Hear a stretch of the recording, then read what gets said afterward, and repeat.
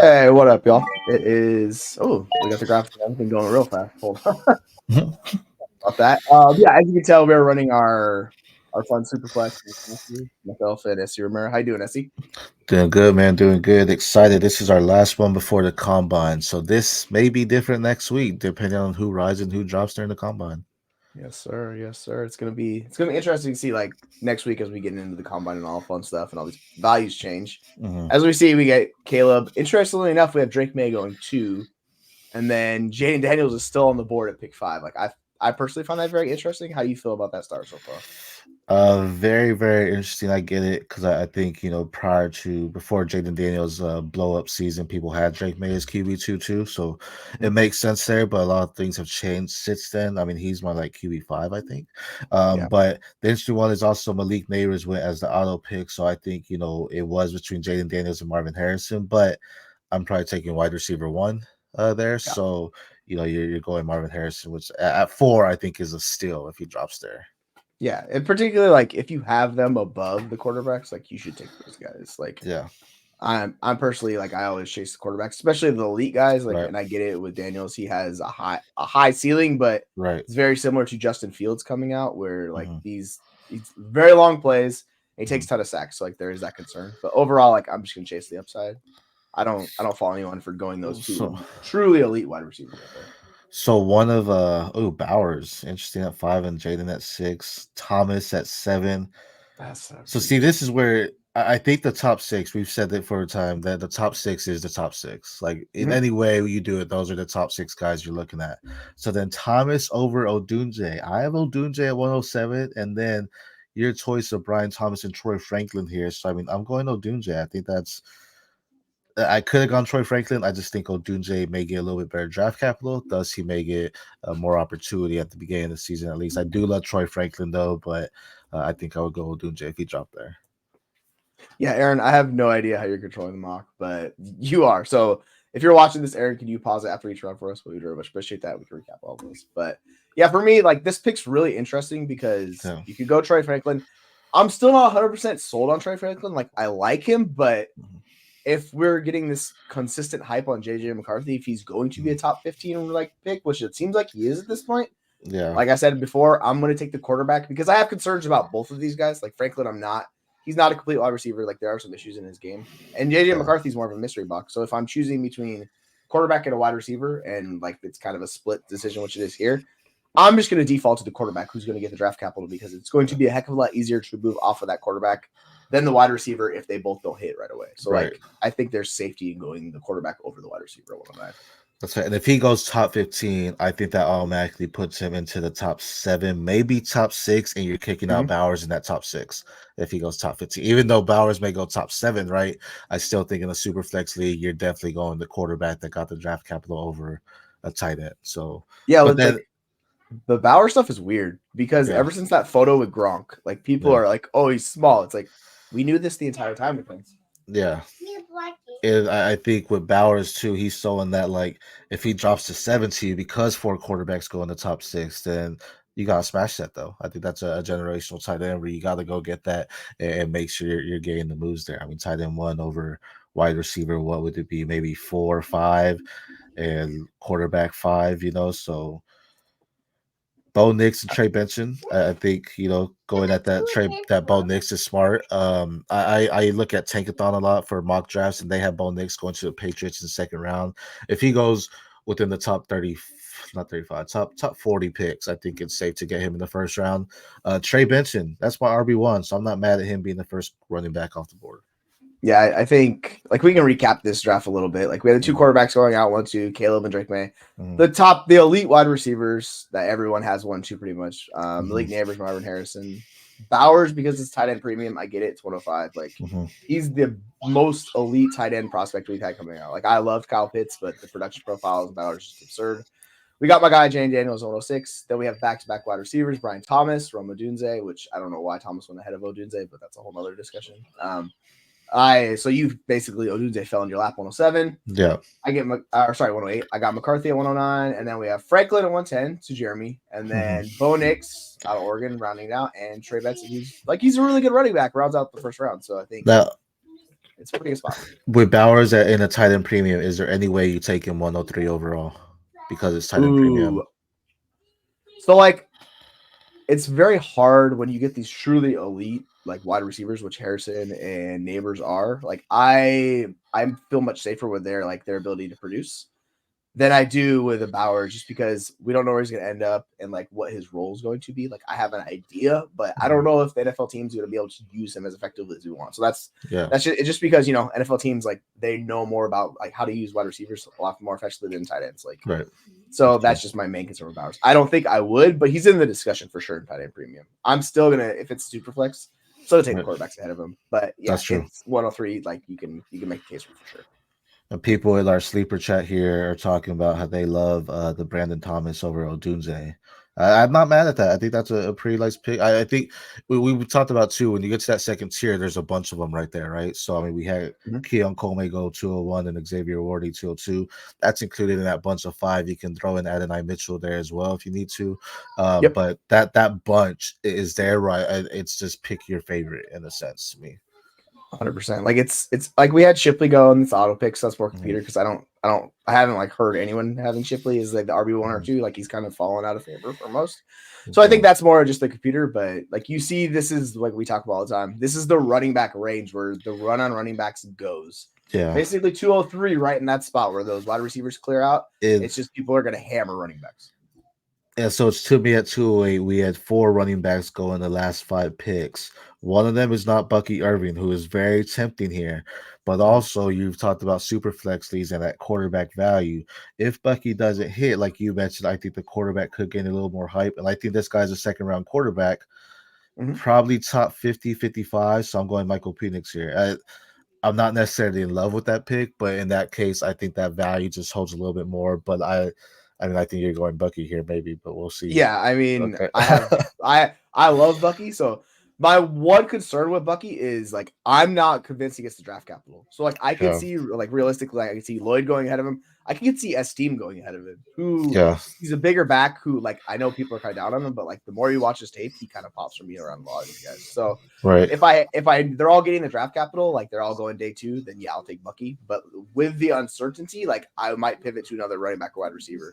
Under the premise of them getting like the day 2 draft capital, yeah, I'm gonna take Bucky just because I think has the higher chance of hitting that high end range of outcomes. The floor is lower with him though, just because he's a smaller back. I think with him, if he goes to top 4, because even day 2 draft capital is like, man, you're making the end of the third. So if he goes in the top 4 rounds, I think he's safe to take 208 or above. 209, I think that's a steal where you get him. But if it's round 5 or something, that's where I start getting concerned. Because then I'm like, okay, NFL teams are a little out on him too. So top 4, we've seen it. We saw Dameon Pierce come out and have that good year. I think he can definitely have that good year. So I think he's safe there. But I think in the back end of the second, I think that's a steal, really. I mean, yeah. I think that's a great pick. Why I like the day 2 draft capital is just because it gives him a higher floor because teams are going to force him on the field more.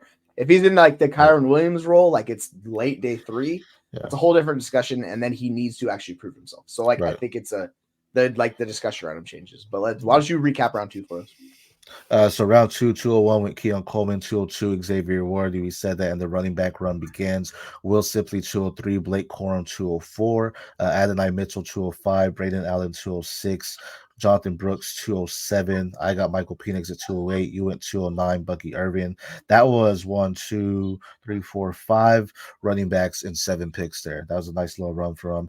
Roman Wilson 210, I think could be a huge steal because he's possibly someone that goes in round 2. We'll see. Jatavian Sanders 211. I'm also going a lot higher on him, especially on tight end premium. I think that's great. And then Malachi Corley 212. I think here's where we get into the questions of which wide receiver are you starting to take now. I really love Malachi Corley, but I think the draft will play a huge effect in these next wide receivers that are coming off the board and their capital that they get. Yeah, the guy that's standing out to me right now is Lad McConkey because he's getting steamed up massively going into the draft where people are talking about him being a round 1 wide receiver.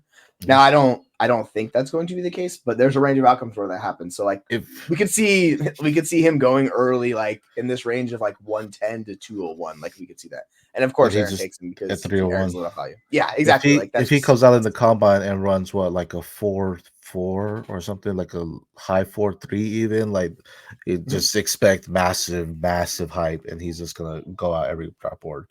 Right. Okay, so round 3 we had McConkey, Esteem, Milton, Travis. Travis is interesting. Jordan Travis 3-4, Jalen Mhm. Polk, Devontae Walker, and Spencer Rattler.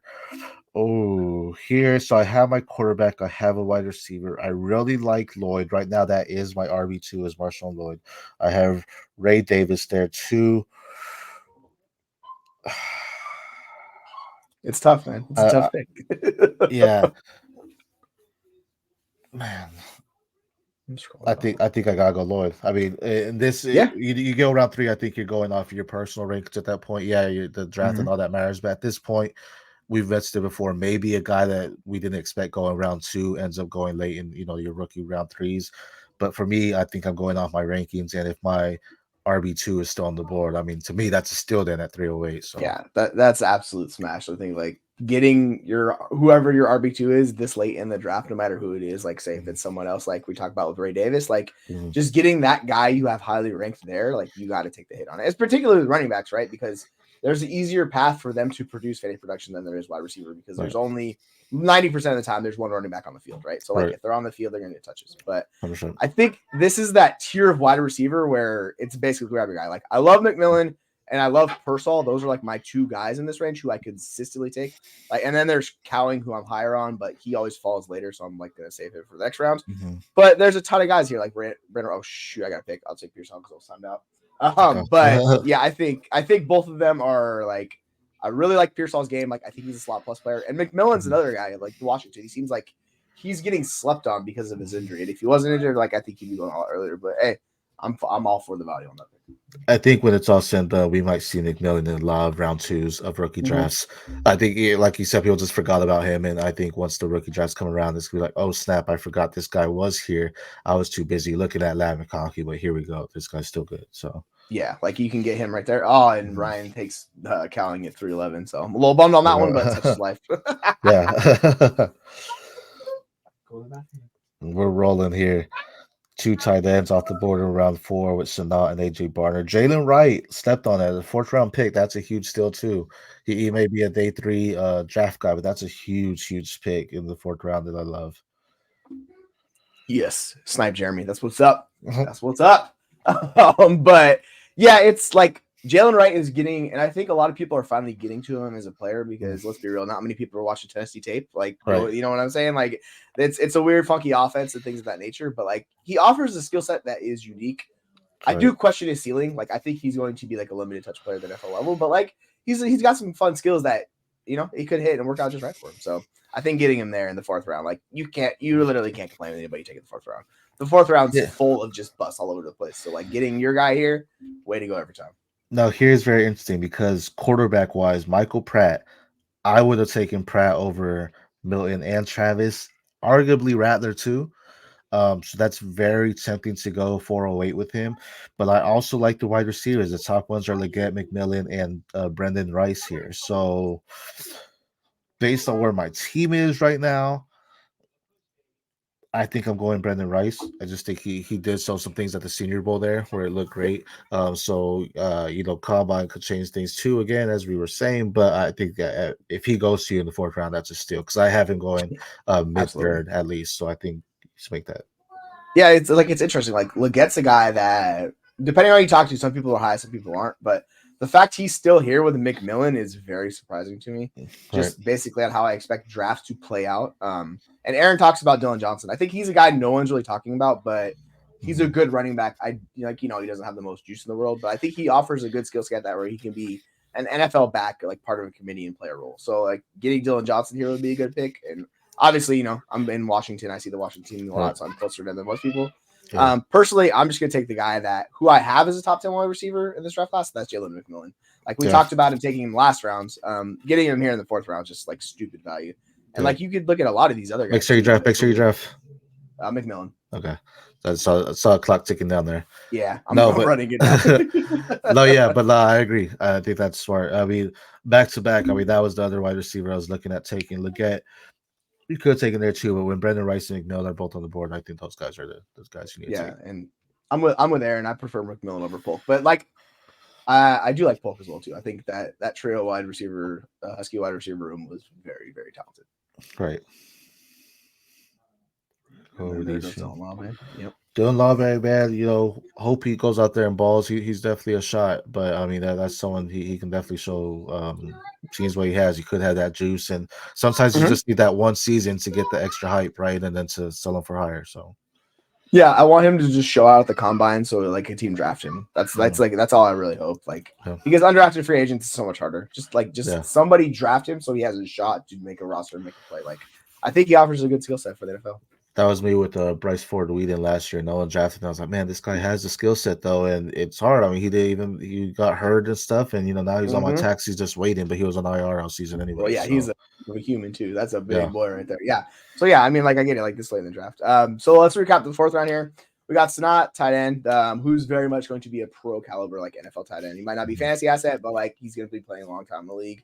right. Jalen Wright, the running back on Tennessee, who's getting some hype.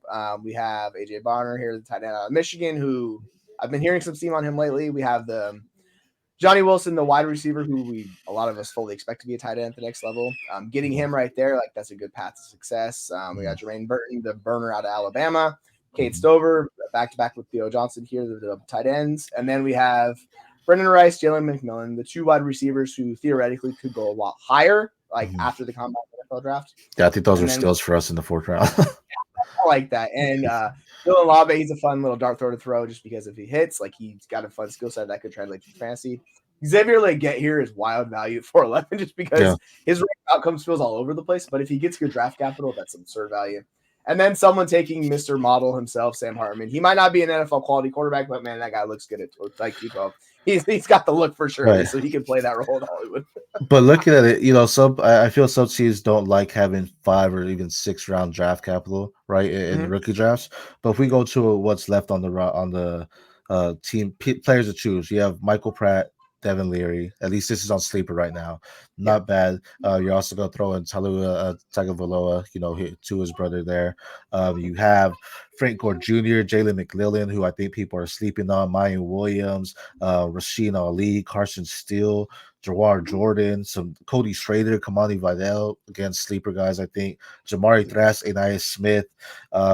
You have different ones on here that's in sleeper, and they're going to get more as well. But definitely some guys that you could still argue go in the 5th pick. Let's go round by round here. What were the best and worst picks you think, round by round? So, personally, like I know this is a computer pick, but I'm not taking Brian Thomas over Odunze. Like that's just absurd to me. Like why anybody would do that? Just because, like we're not sure his draft capital. He's not assured. We know Odunze is gonna be a first round pick. We don't know with Thomas and where he ends up. And also he only has 1 year of really production. Like it's a very unique profile. So you have to be very sure to take that pick. I really don't like that value personally. And then on the flip side, getting Jaden Daniels at 106, those two picks back to back. They're flipped where like I would love getting Daniels at 106. I would hate to take Thomas at 107. If I was at 107 and Odunze and all those guys were gone, which one of them's gonna fall, but let's play this scenario out. I want to trade. I want to trade back if I had that Thomas pick, and I'll take him at like 112 or something, right? Like I don't want to take him to the front of that tier. Who are your picks for like in round 2? That kind of the same thing for you. Man, round 2. If I'm looking at that, I think right now. Probably Keon Coleman, almost similar things to what you said with Brian Thomas, but I would have definitely taken Corum Morty or Adonai Mitchell over Keon Coleman, and that was 201. I think he's was a first round pick, and now I kind of see him sliding. I think he's more of a second round pick now, so that'll be interesting to see. We're second round in NFL, by the way. So that's interesting there, but I think I would have gone one of the Texas wide receivers or even Corum over that. And then the best pick, though. I mean, I think if we go all the way down, Bucky falling to 209, I feel he's consensus top 5 RB for consensus. People have him in different rankings, but top 5 all the way. And you're saying he went RB6, so I think that was the best pick there. So yeah, I think that's a steal. If anybody gets Bucky or at that spot, like I don't expect that to hold up. It's just we just need draft capital. That's all we need. And if he doesn't get the draft capital, then this might be a consideration for people in the late second rounds. Like, hey, do I take a shot on Irving or not? Right. About 3. When we get to the third round, I think like McConkey stands out just because like the value on him, I fully expect him to be around earlier this time, like towards the NFL draft. Getting him's a really good value. I also really like your pick of Lloyd. And like I I do wonder, like, I don't know why Jordan Travis is going right here to the 304. I know Yeah. that's computer, so like I would hate to take that pick right there. I get it, you're taking a dart throw on quarterback, maybe he gets draft capital, but we've heard almost nothing that like gives us that he's going to get draft capital at all. Like he Right. might be an undrafted guy at the NFL level. So I think those two picks stand out to me for the third round. Yeah, the third, I think Travis is an interesting pick, like everything you just said, and especially with Pratt still on there. But speaking of the other quarterback, the computer one, Spencer Rattler at 307, I think he might possibly be the steal out of the draft just entirely, for the NFL team and for you, because he's going to be someone that I don't expect him to start day one, but I do expect him to get some time, and he's not going to let it go if he does get that. I think he definitely improved year over year, and he's someone that I want to watch heavily on draft day. 100%. Like I think he's kind of the consensus. What is it, QB like 6? I think in this draft class, where it's like we have the top guys, and then it's kind of he's the next tier where he has that profile coming out. Like he was a high prospect. He was at Oklahoma. He succeeded. It all kind of fell apart, and he's kind of resurrected his career and shown to scouts. It seems like he's an NFL quality quarterback. So I think he's very interesting. In the third round, like I don't mind throwing darts on him because it's the third round. The hit rate's really low with those picks, so swing big. So you might as well swing on Rattler or any one of those guys. Right. To wrap up this fourth, I think we only saw 4 tight ends go because it's tight end premium and non-tight end premium. I don't maybe should not, and I think maybe late fourth you might throw out one of these tight ends, but I don't think all 3 are going in non-tight end premium. No, I doubt it. Like it's just a lot. Like more than likely, these guys are going to be stuck in tight end rooms where they're the backup or they're like the third string, like the tight end, right? So it's gonna be a hard scenario for these like get on the field and get on our. I think Sanat's the one guy out of this group, and like we've heard some from Stover, but I think Sanat's the one guy that he could be in like year one. He could be the starting tight end on an NFL team. I don't know if it's likely, but I think of those tight ends that were taken, I think he's the one guy that happens with. Right, I agree. And then us, with the stills there, Brendan Rice and McMillan, I think we may see some of those guys going around 2, to be honest. So if we get them in round 4, that's a huge steal. 100%. If they get that draft capital, they will be massive risers. So I'm just hoping that happens so the community can join me with like McMillan and those guys. I'm like, here, I was here the whole time, right? So like, exactly. maybe, and then I'll look like an idiot if they didn't get draft capital. But such is life when we play this game. It's you're rolling the dice, hoping it works out. So overall, who's your favorite draft that you like looking at everybody's picks? Who's the one that you'd be like, wow, that's a pretty good draft?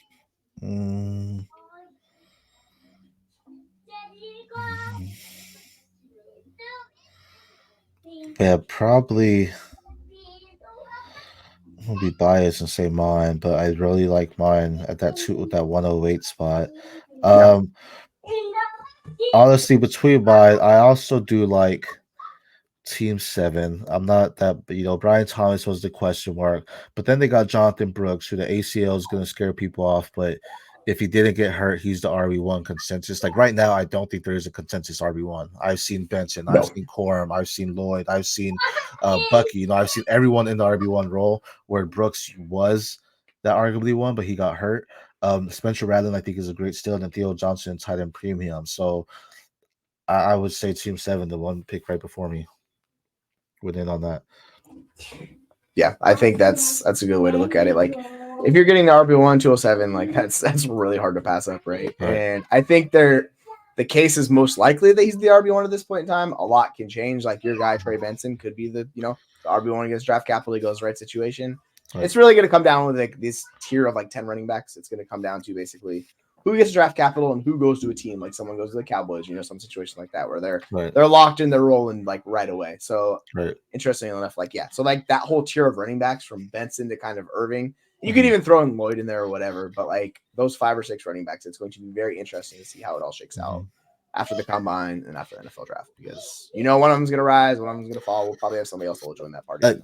I think Braylon Allen's the one to be talked about because I feel early on in the season it's like RB1. Then Henderson dropped out. It's like, okay, he's the RB1. Then people are like, no. Then you saw Raheem drop out. It's like, okay, it's still not. So I think he's someone that is gonna surprise people because he might get, like, if he goes to Dallas, people are gonna eat that up, and there's gonna be like, oh, he's the RB1, or whatever it may be. So I think Braylon Allen is the guy to watch because I think he has the most significant way to jump up.